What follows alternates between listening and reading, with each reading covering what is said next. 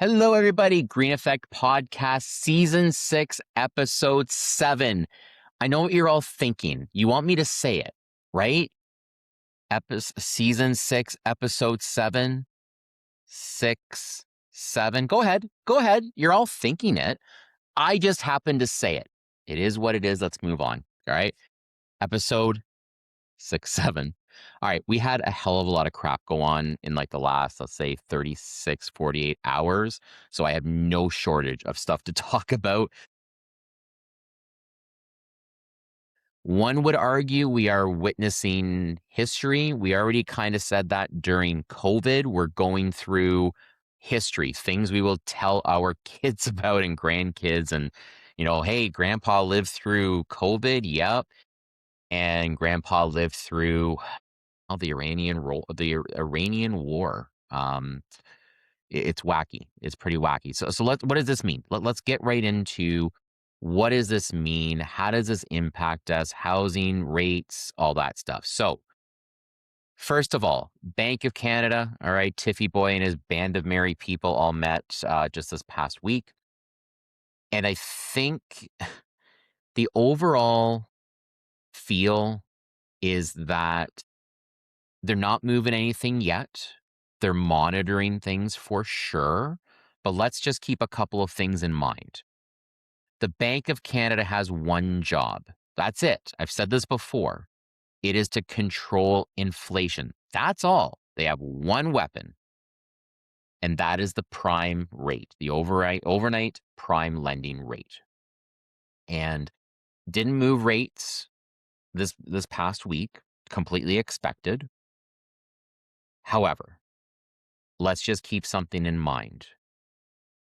Oil, when it is, I believe, is oil over $1 a barrel right now.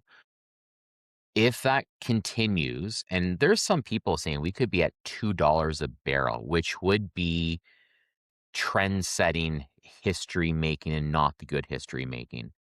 If that continues, just remember a few things. It's not just the gas in your car.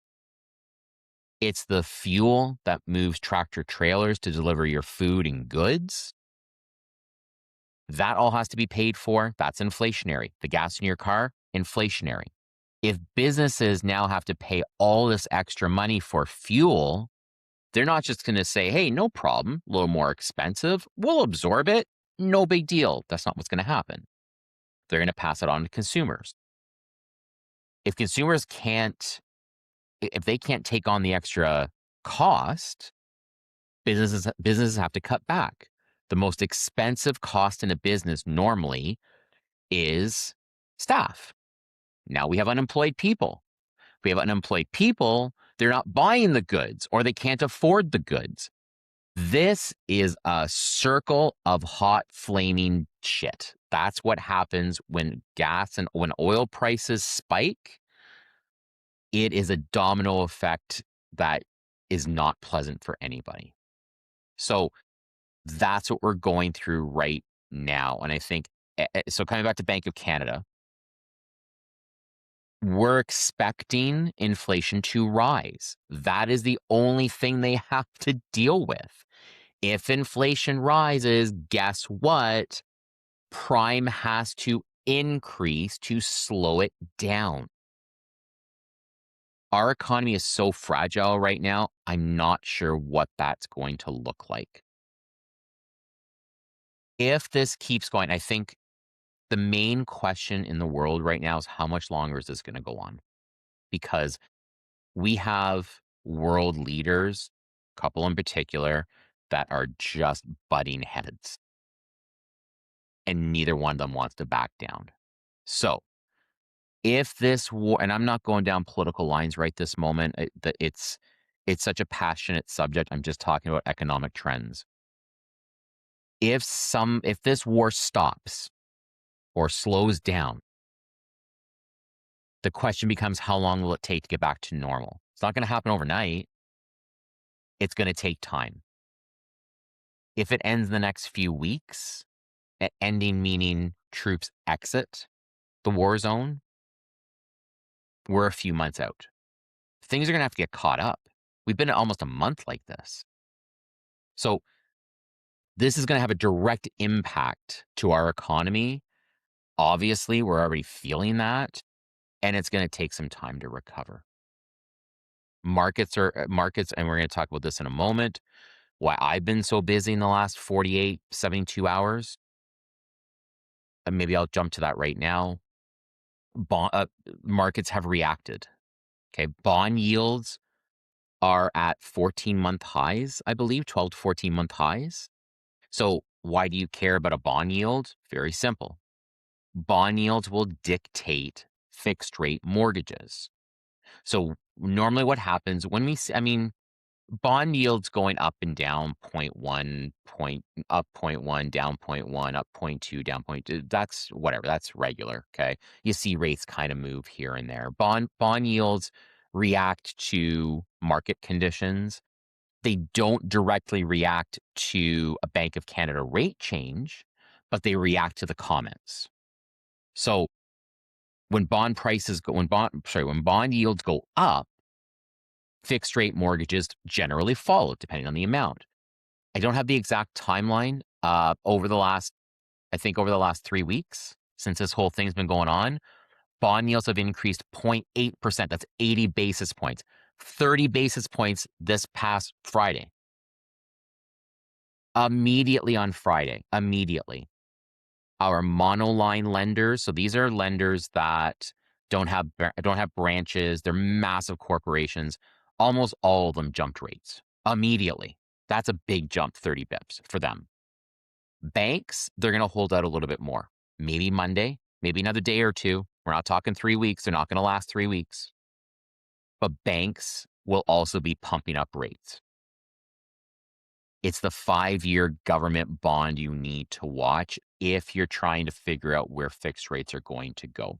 That's the important thing here. Have a look at that. But to let you know what I've been doing all damn weekend, all right, I have calls. I had 8 o'clock calls scheduled this morning on a Sunday. You guys probably all know I record this on Sundays. And I had 3, 8 a.m., 9 a.m., 10 a.m. I'm trying to get my clients in and get them locked. The people who are, I just met them or I'm meeting them this week. I'm like, hey, sorry to do this, but can I get your ass out of bed to get on a video call with me so we can do this now? Because I'm trying to protect you from increasing rates. We got to just lock and lock and lock to protect a client. And just to let you know how that works, by the way, because if your mortgage broker or professional or whoever the hell you're working with is not on top of this stuff, if you didn't get a call from them this weekend or an email, that kind of sucks a little bit. I won't lie. Kind of sucks a little bit. Like, do your job. Sorry, maybe I'm being overcritical, but that's how I feel. Like, do your job, right? If I'm a client, yeah, roll my ass out of bed to talk about my mortgage, please, especially under these circumstances. Where was I going with all that? Anyway, we've been busy with that. Locking rates. So when you lock a rate in, it protects you against rates going up. So if rates go up, cool, you're protected, right? You got a locked rate. If rates go down, and this is important, we as brokers can go in and request the lower rate. Super easy. We need to control it. It's not automatic. We need to control it. Some banks, one's a blue one with a lion on the logo, they don't do that. There's no float down. There's no automatic anything. Too bad. You want a lower rate? The poor mortgage specialist, hey, I was one of them, has to go in and beg for the better rate. And good luck. Because now if rates have come down, they've got to manage that expectation with their treasury. Anyway, that's what should be happening this week. So anyway, if you don't have a mortgage broker on top of this stuff, or if you're not locked already, that's the big thing. Some brokers don't lock. There's sometimes I won't lock. Depending on the economy, if I'm like, this is not going anywhere, we don't lock a rate. It's just like, it's an experience play, right? There was a timeline there, I think last year, the rates were very stable. I'm not locking, but I'm watching. I'm watching, right? Because when this comes up, I'm getting people on the horn and be like, hey, let's lock a rate and get her done. So that's the dealio. That's where Bank of Canada could go this year. I want to talk about one of the things the Bank of Canada brought up, and this one really surprised me, shocked me actually. So Carolyn Rogers, I believe she's deputy to Tiffy Boy. I don't know if it's deputy assistant or whatever. She made a comment, and I don't know who picked up on it, but I freaking picked up on it. Carolyn Rogers at the Bank of Canada meeting says, with almost a smile, devilish smile, you minx, you. She says, in order for things to get better, house prices have to come down. It's like, ooh, that's funny you say that. That's the first time I think the Bank of Canada has admitted that. It was just very interesting that a central bank has now commented on housing to that degree. That one shocked me a little bit. But I think throughout the years, Carolyn's a little more opinionated than Tiffy Boy. Maybe just different roles. I don't know, but I don't know. Does house and this is a great debate. I'd love to hear this from you. Does house prices, sorry, let me rephrase that. Do house prices have to come down? Do they? And I don't know the answer here. I'm actually stumbling with the answer a little bit because I'll paint a couple of pictures here. Let's face it. If house prices keep coming down, our economy, you think it's bad now? Wait till you see the shit show. If people's houses aren't worth what they're worth. These are retirement plans for our baby boomers. So if you're Gen X, Millennial, Gen Z, you better hope the prices stay up because otherwise mom and dad, they moving in with you because their house ain't worth anything. Yes, if house prices come down, more first-time homebuyers can buy. Hope they're buying houses big enough for the baby boomers to move in because they ain't worth enough. See where I'm going with this? It's a domino effect game again that we're not going to win. So we have to kind of see how this progresses. When she said that, Carolyn Rogers said that, I was shocked. I'm like, well, okay, that's all right. We're going that way, are we? Oh, I don't know. I'd love to hear from you. If you think about it, and don't give me this.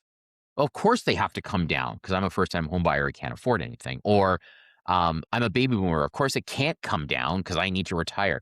Let's look at this from both sides of the fence. And I'm a Gen X. I'm in the middle. I don't want house prices to come down either, but I also want my kids to buy a home.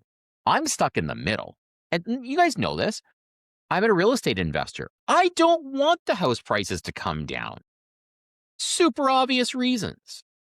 So, what's the answer? I have a thought. Let me float this thought.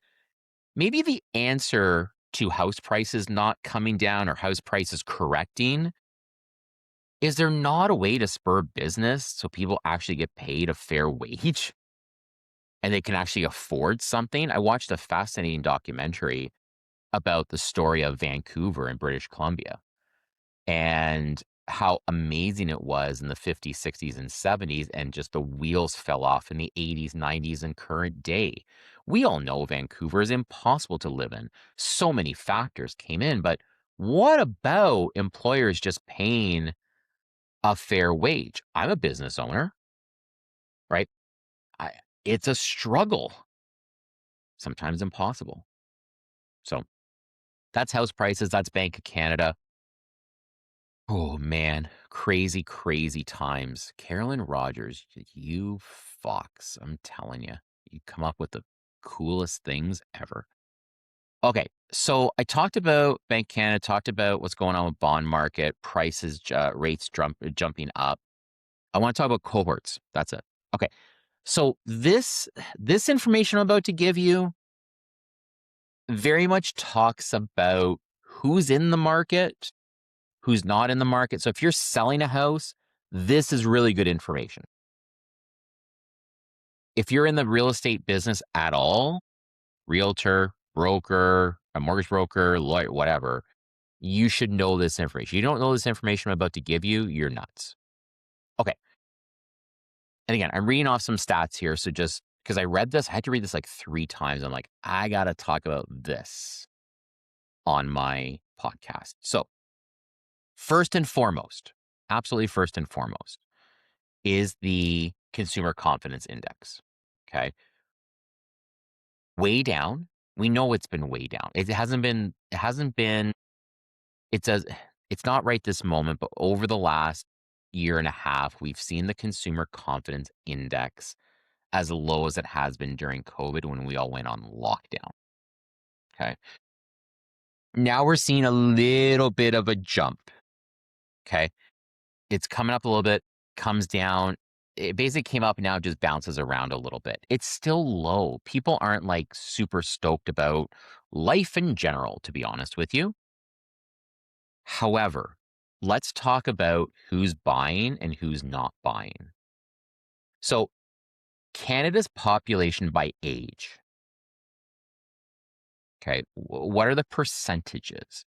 The largest cohort right now of our population in our country is the 25 to 34-year-old, sorry, 25 to 29-year-olds.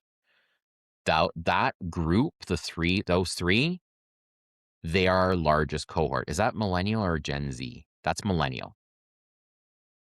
So let's also not forget, those are the folks that were probably the most impacted by COVID for the most part. While the Gen X's and the baby boomers made lots and lots of money or collected real estate like it was a freaking monopoly board, they were struggling through life and they still are. They don't own a lot of homes. That is our biggest first-time homebuyer cohort. I don't have 20-somethings buying homes right now. I got 30-somethings, and they got kids and car loans. They have progressed through life without owning a home. Now they're hot. Now they're getting ready to buy. Now baby boomers, Gen Xers are like, for the love of God, get the fuck out of my house, take the money, and go. Please go buy a house. Half my first-time homebuyer deals right now are gifted down payment included at some point with the down payment. So what does this mean? Let's talk about it. My first comment is, I've said this before, first-time homebuyers are the hottest commodity right now because they don't have a house to sell. So realtors love them, especially if they got an offer between a first-time home buyer and a repeat buyer, and it's a competitive offer on a listing, they're going first-time home buyer. All things considered, they got to look at everything. The home ownership rate by age cohort. And what is very interesting about this is what is the change? Because sometimes the number is one thing, but the other thing is the trend. What is the trend? Is it going up? Is it going down? So that cohort, 25 to 39, has seen almost anywhere between 5 and 10%, 5 and 8%, to be more accurate. 5 and 8% change in home ownership over 10 years. Less. They just don't own as many, most of them don't own homes. Okay? It's a drop. I don't know if most is the right way to put it, but it's definitely a drop. The biggest drop is the 25 to 29-year-olds. We know that. That's what I just said. We know that's the case. So if you are in real estate, if you're a seller, that's the age category you want in front of you buying a house. Because they're ready. They're pretty much ready. Just gotta make sure it's affordable for them. All right. That's the challenge. So understand that. That is super, super important. Now, I got another one to throw at you here. Immigration. Let's flip over to immigration because this is a topic that just is not going to go away. Listen, the Trudeau government, liberals, they did a number. Man, our immigration system, was broken. Like everybody was allowed to immigrate without any checks. Nobody was checking. Everyone was making too much money. Call it what it is. We have colleges that had wings and properties built on international students. We have food services that made a lot of money because they got subsidies from the government for hiring temporary foreign workers over Canadians.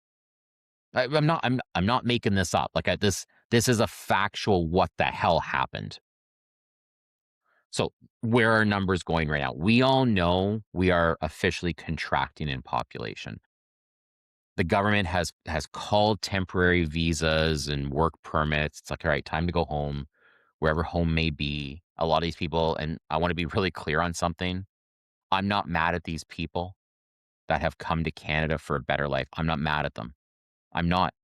It's not their fault this shit went down. They had a vehicle, not literally, figuratively, to have a better life in an amazing country. And people took advantage, not the people that came here, the people in charge took advantage. Let's call it what it is. Now we're paying the penalty. They're paying the price. Here's some important numbers to understand on immigration. And if you are a real estate investor, you need to know this because here's some noise in the numbers. Yes, we have reduction in population. That's not good for rents. And I've talked about this before. There is a ton of rental inventory coming to the market, a ton, because we're all behind. It was this huge rush to get rental housing out. It's coming, doesn't happen overnight. It takes years to build. Well, now those years are up and they're coming to the market. So we have a flood of inventory and we don't have people to rent the damn homes. Because remember, if you're a temporary resident, student visa, work permit, whatever, you're a renter. You're generally not buying a house right off the bat. You are a renter. That is your demand. Well, when your demand now dwindles because people are not here, they've gone back to wherever they've immigrated from, you got a problem, supply and demand. However, keep this in mind that here's the punchline, folks. A lot of these temporary workers, work visa, student visas, they are becoming permanent residents. So in the last year, 330,000 of these temporary workers have become permanent residents. You know what they are? Guess what they are now? They've been renters. Guess what they are now, though? They're buyers. They're buyers. Because when you're a permanent resident, you don't have that non-speculation tax in Ontario anyway, 25% or whatever it is. So what stopped a lot of work visa folks from buying homes is that 25% non-speculation tax they got to pay on the purchase price. But that's the thing. Now, when you're a permanent resident, you don't have that. Now you can buy a home. And most of them are first-time home buyers. So it's going to offset. On the renting side, that means those 330,000 people have now exited the rental market. And that, my friends, is how the number's going to shape up. Okay. It just fascinating stuff and I think this is at the heart of it. This is part and parcel of the correction. It really is. It's part and parcel of the correction. So, I mean, I think, I don't know, to kind of, to end off the podcast, I think we got a lot more crap coming. I think the government is going to have to balance this off a little bit so that it's not a complete disaster of a crash. I really don't think they can. Can it happen? Sure, it can happen. Absolutely, it can happen. We've seen it. Ask the Americans in '08. It can happen. But I think the government's going to have to really balance this off a little bit. And I don't know what they do. I don't know what they do. I don't have an answer. I seriously don't have an answer. But they're going to have to make sure we have a soft landing because this is going to be a disaster. If we have a hard landing, we're going like nose of the plane directly into a brick wall, a mountain, and it's not going to be pleasant. So other than that, things are great. So make sure you get your frickin' rate locked from your mortgage broker. If your mortgage broker ain't doing it or didn't call you back, call me. I do this sort of stuff. Okay. Any questions? Let me know. Let's end it there. That's delightful enough. Again, you know the drill. 5-star review, like me, love me, follow me, desire me, whatever. And until then, talk to you soon.